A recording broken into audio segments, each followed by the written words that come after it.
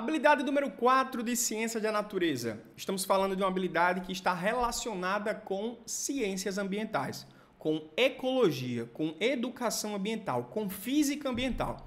Então perceba que quando a gente traz a problemática do meio ambiente, geralmente as questões que aparecem são questões mais simples. Por quê, Daniel? Porque o tempo que eu estudo ecologia, o tempo que eu estudo educação ambiental, o tempo que eu estudo física ambiental é bem longínquo, né? Eu estudo desde o meu, terceiro, quarto ano do ensino fundamental, com a tia Lourdes, por exemplo. Então, geralmente, as questões dessa habilidade, a habilidade número 4, são questões mais básicas, questões mais simples. Às vezes, por conhecimento de mundo, eu consigo acertar a questão. Mas vamos lá. Na prova do Enem, quando a gente encontra a habilidade número 4, geralmente a questão não é de física. Pô, Daniel, e por que você está trazendo aqui? Vamos lembrar. O objetivo da gente gravar todas as habilidades de ciência da natureza é entender como física aparece. Aqui na habilidade 4 e em outras habilidades, mesmo que não seja uma habilidade de física, eu vou gravar. Para mostrar o quê? Como a física interfere na tua escolha de questões. Beleza? Na escolha das alternativas. Então a habilidade 4, vamos ler aqui rapidinho até para a gente aprofundar na teoria dela. Ela exige do aluno a avaliação de propostas de intervenção ambiental, ou seja, você vai ser um solucionador de problemas ambientais. Além disso, considerando a qualidade da vida humana ou medidas de conservação, recuperação e utilização sustentável da biodiversidade. Então você vai ser um solucionador ambiental, um solucionador de problemas ambientais, certo? Vamos lá, quantas questões do Enem você não encontrou sobre tipos de usina e o texto da questão estava descrevendo uma região que não pode ter poluição atmosférica, então a gente já vai cortar ali as usinas termoelétricas. Essa região a gente não pode utilizar o rio como produção de energia, então aquele rio não vai produzir energia a partir de uma hidrelétrica, porque a sociedade daquela região usa aquele rio como forma de consumo, por causa dos peixes e blá blá blá. Tem sol o ano todo, então a gente vai lembrar de uma fonte eletromagnética, uma fonte solar de obtenção de energia. Então são questões como essa que aparecem geralmente nessa habilidade, certo? E a maioria delas são questões puramente interpretativas. Daniel, quando a gente pega, por exemplo, a habilidade número 4, não é uma habilidade que vem aparecendo tanto, né, nesses últimos anos. Pois é, aparecendo um pouco. Ecologia, apesar de aparecer com frequência na prova de biologia, tem diminuído bastante em relação aos últimos anos. E essa habilidade, entre aspas, de ciência da natureza está aparecendo lá em humanas. Pô, Daniel, eles pegaram uma habilidade de natureza e colocaram em humanas? Não, eles não fizeram isso. É porque existem habilidades dentro das ciências humanas que reforçam também a educação ambiental, a parte de ecologia humana, e assim vai, certo? A parte humana da ecologia, né? Como é que o homem interfere na ecologia, e assim vai. Então vamos lá. Hoje vamos falar na habilidade número 4, entender como é que a física ampara, né? Lembrando que a biologia, ela usa as leis da física, usa as leis da termodinâmica, as leis da energia, as regras, né, de conservação de energia para responder ali e criar suas teorias. Então a física é justamente o idioma que vamos aprender aqui dentro da biologia. Beleza? Vamos fazer aqui a questão 122, que é a questão do Enem 2021 e olha só, questão fácil, né? Uma nota 500 pontos. Então se eu tiro ali 700 pontos em ciências da natureza, eu preciso acertar essa questão. Inclusive, o próximo vídeo aqui, que é o vídeo da habilidade número 5, que é um vídeo sobre circuitos elétricos, o vídeo sobre a habilidade número 6, que é um vídeo sobre normas técnicas, como você lê um manual de instrução, cara, geralmente são questões de médio para difícil. E para você acertar uma questão da habilidade 5, da habilidade 6, você tem que ter dominado a habilidade número 4, para que você não erre uma questão dessa de ecologia e acerte uma questão de física, de eletromagnetismo, por exemplo. Então, fica ligado nesse tipo de questão, beleza? Vamos lá, questão 122. Uma escola iniciou um processo educativo para a implantação da coleta seletiva e destino de materiais recicláveis. Não sei se você percebeu, uma questão sobre educação ambiental, né?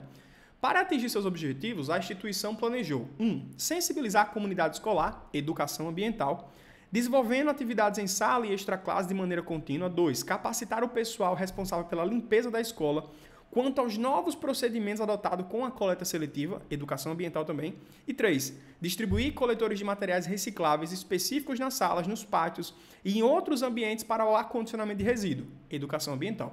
Então a questão traz aqui educação ambiental como sendo a matriz principal dela. Comando da questão. Para completar a ação proposta no ambiente escolar, o que falta ser inserido no planejamento? Vamos lembrar uma coisa. A reciclagem é um dos 3 R's que geralmente aparece na prova do Enem. Como assim, Daniel? É um dos 3 R's. Existem 3 R's, né, que aparecem muito na prova do Enem. Reutilizar, reciclar e reduzir. 3 medidas ambientais sobre os métodos eficientes da educação ambiental. Hoje em dia ainda existem até teorias mais modernas, como por exemplo os 5 R's, os 7 R's, e o pessoal vai só somando isso daí. Mas os principais são os 3 R's, né?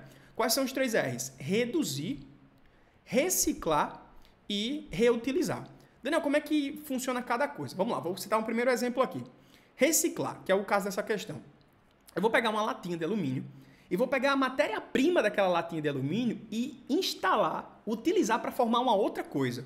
Então imagina que eu pego aqui 20 quilos de alumínio, de latinhas de alumínio, derreto, pego o alumínio base, coloco numa forma e formo um portão. Pô, Daniel, a latinha agora é um portão de alumínio? Isso. Então eu fiz uma reciclagem, eu peguei a matéria-prima e reciclei. Quando eu pego essa latinha, corto essa latinha e transformo num copo de alumínio para beber, claro que eu só fiz cortar a latinha, abrir a tampa e estou bebendo agora como se fosse um copo. Pô, Daniel, quando é que você vai utilizar isso? Sei lá, eu estou num campo aqui, eu não tenho copo, mas eu tenho uma lata de Coca-Cola, bebi a Coca-Cola, eu vou pegar aquela lata, vou abrir a lata e vou colocar água para eu beber. Eu estou reutilizando o alumínio. Não é reciclando, é reutilizando. E por fim, a gente tem que lembrar do terceiro R, né, que é a redução. Imagina que eu paro de comprar Coca Zero aqui na minha casa e começo a comprar garrafas de vidro de Coca-Cola que são reutilizáveis. Eu vou comprar na vendinha próxima à minha casa um vasilhame de vidro e toda semana eu vou lá deixar um vasilhame e recebo Coca-Cola. Outro vasilhame e recebo Coca-Cola, que é justamente o que a gente utiliza nos galões de água, né, da nossa casa. Então eu compro um galão de água, deixo na casa, deixo lá na venda, a venda me devolve um galão cheio. Então, de certa forma, eu estou só repondo o líquido vasilhame, praticamente eu estou recebendo toda semana. Então eu estou reduzindo a compra de latinhas de Coca-Cola Zero para comprar, no caso ali é uma garrafa de vidro, né, que seria reutilizável. Então eu estou reduzindo o consumo de alumínio. Então percebeu como é que os 3 R's podem aparecer na prova? Reutilizar, reciclar e reduzir são os 3 R's principais. Mas vale uma pesquisa, tá, Daniel? Quais são os 5 R's, os 7 R's modernos agora? Vale a pena se você quiser aprofundar isso. E o professor de geografia, o professor de biologia, eles têm essa importância nessa parte, né, de aprofundar cada tópico desse. Aí vamos lá, vamos ler aqui as alternativas. O que é que a pergunta foi feita mesmo? Para completar a ação proposta, o que falta ser inserido nesse planejamento? Letra A. Realizar campanhas educativas para sensibilizar os bairros vizinhos para fornecer a coleta seletiva? Letra B. Firmar parceria com a prefeitura ou cooperativa de catadores para o recolhimento dos materiais recicláveis e destinação apropriada. Não sei se você percebeu, mas a letra B, ele está trazendo a solução para fora da escola, certo? Então, ele educou os alunos e a expansão desse projeto seria justamente colocar fora da escola, nas redondezas da escola. Então, é como se fosse um trabalho em cadeia, né, da educação ambiental. Começa dentro da escola, depois você vai para o bairro, ou melhor, começa dentro da escola, depois você vai para a rua, depois começa no bairro, depois vai para a cidade, muito provavelmente, depois e vai expandindo, entendeu? Esse é o ponto de firmamento aqui da educação ambiental. Letra B já seria a nossa resposta, né? Perceba que na letra A, realizar campanhas educativas, ele ainda está fazendo educação ambiental. Então, não é nada que vá necessariamente ser inserido nesse projeto. Não é complementar, né? Já é a mesma coisa. Letra C. Organizar visitas ao lixão ou aterro educacional, identificar aspectos importantes para a disposição final do lixo. É educação também. Você vai identificar o que está acontecendo, mas você quer expandir, né? Para tornar esse processo um pouco mais seguro, um pouco mais eficiente, melhor dizendo. Divulgar na rádio, educação ambiental de novo. E letra E, colocar recipientes coletores de lixo fora da escola para entrega voluntária da população. Cara, pode ser também, entendeu? Pode ser também, mas quando você coloca para entrega voluntária fora da escola, é como se ainda estivesse dentro do universo da escola, porque está na frente da escola as lixeiras.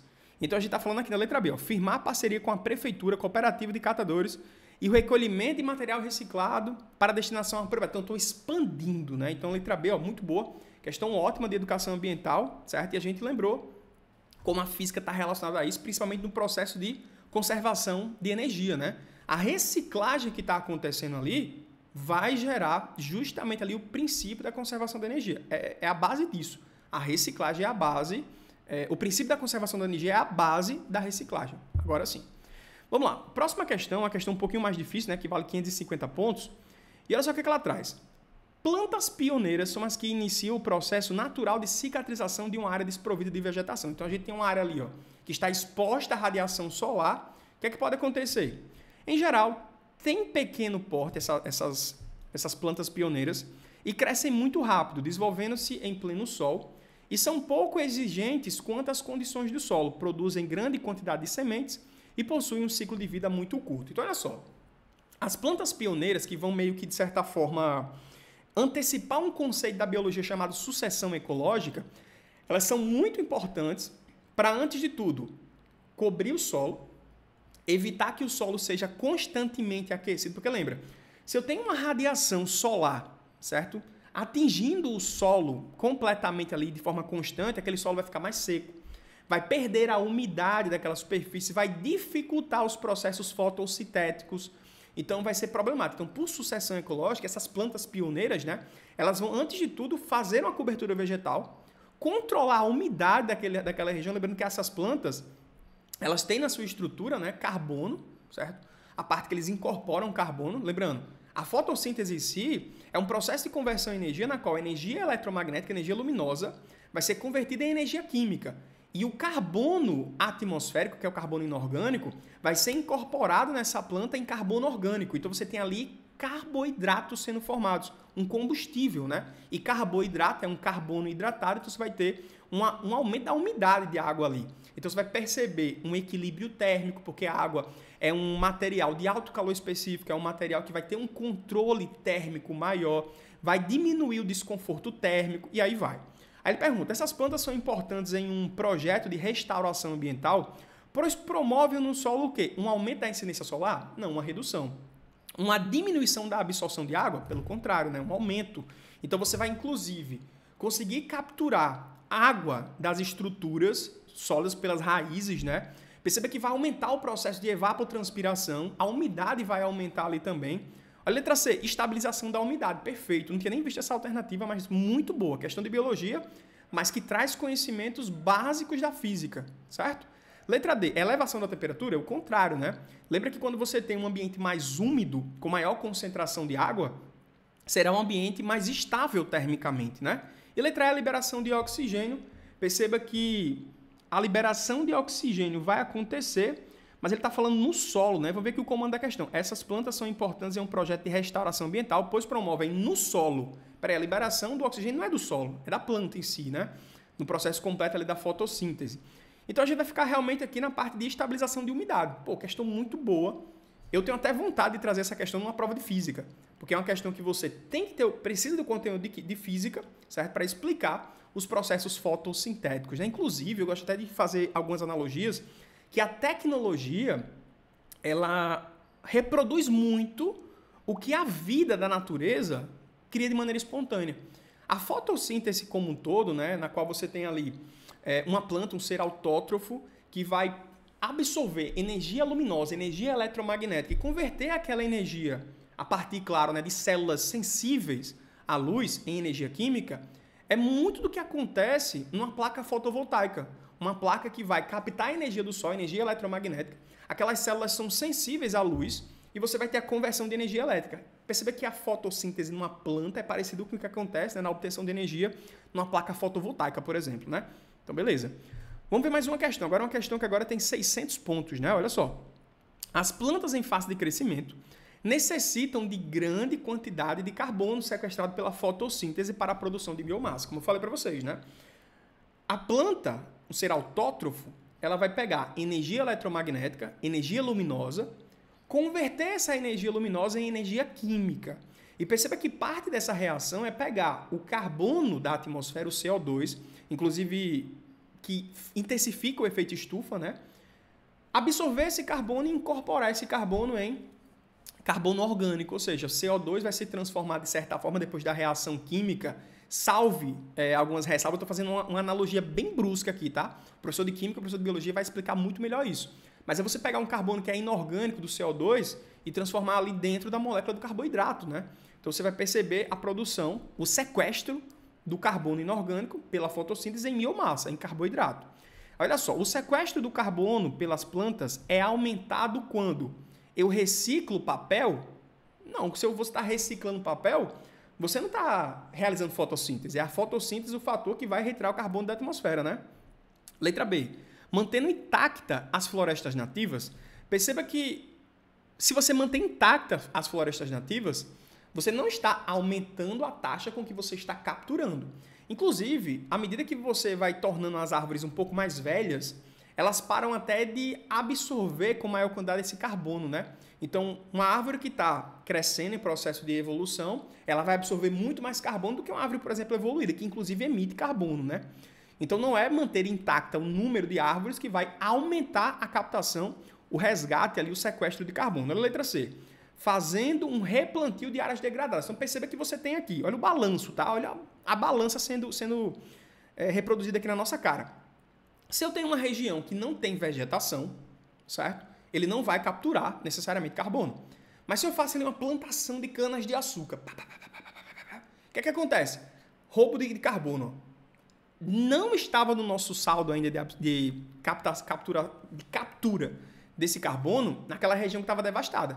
Só que na hora que eu fiz o plantio, mais fotossíntese vai acontecer, mais sequestro de carbono vai acontecer. Então, fazer o replantio de áreas que não estavam contando nesse roubo, nesse sequestro, é perfeito. Alternativa letra C é a resposta da nossa questão. Letra D, evitando a queima de madeira em áreas florestais, você não vai aumentar o roubo, o sequestro de carbono. Substituir a madeira em bens duráveis, vai para lá, lorota. Daniel, questão 115 é justamente a alternativa letra C. Cara, habilidade de educação ambiental, de física ambiental, de ciências da natureza que a gente aprende lá no ensino fundamental com a tia Lourdes, habilidade muito boa. De novo, não é uma habilidade de física, é uma habilidade de ciência da natureza, é uma habilidade que você vai utilizar, sim, conhecimentos da física, mas ele não vai ser a ferramenta principal, é uma ferramenta acessória, certo?